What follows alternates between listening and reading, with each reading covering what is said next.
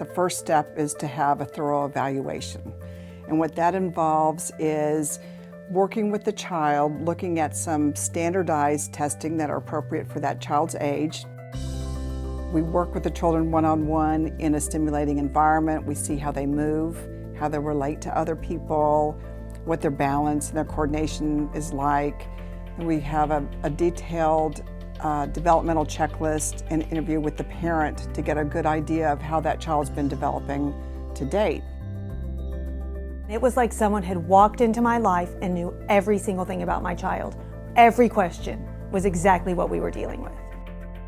IPT knew how to get to the source of the problem and not just treat the symptom.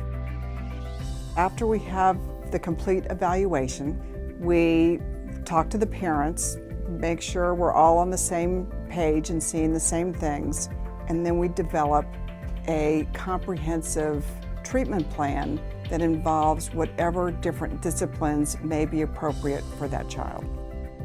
Sometimes it's sensory integration therapy, sometimes it's occupational therapy, sometimes it's physical therapy, sometimes it's a combination of all those things working together. They found out that Heather has severe sensory issues, and we aren't bad parents, and we don't have a bad kid. It's nice, after every session we get an email that says, hey, this is what Thomas did today, this is what we're working on, and this is how he was successful, and you feel like he's moving forward. And I think that's the most important thing. All of our therapists are trained to work with children through a sensory integration format. Sensory integration is a therapy technique that's typically done by physical or occupational therapists. It affects how you process language. It affects how you develop your motor skills. It affects how you pay attention at school. It affects how you process touch. It affects how you learn how to ultimately read and to write in integrating both sides of the body. So sensory integration is a really critical piece that everybody has to incorporate into their existence in order to grow and develop.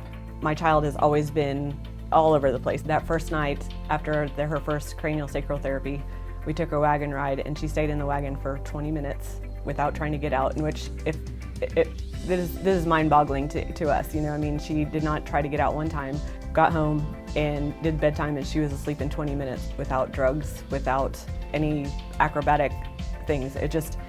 She was completely calmed. CranioSacral therapy is a light touch manual therapy that's very non-invasive. One of the things that I hear all the time from parents is that after their cranial sessions, their child just seems happier. They just seem to be doing things a little bit more easily. They seem to be sleeping better at night. They seem to be able to listen a little bit better. The stress factor at home goes down a little bit more. What makes IPT so special is the incredible group of people that we have working here. From our administrative staff to our physical therapist, our occupational therapist, our speech therapist, our craniosacral therapist, everybody works together. They all have their own unique special talents. They're fabulous at motivating young children and making things happen.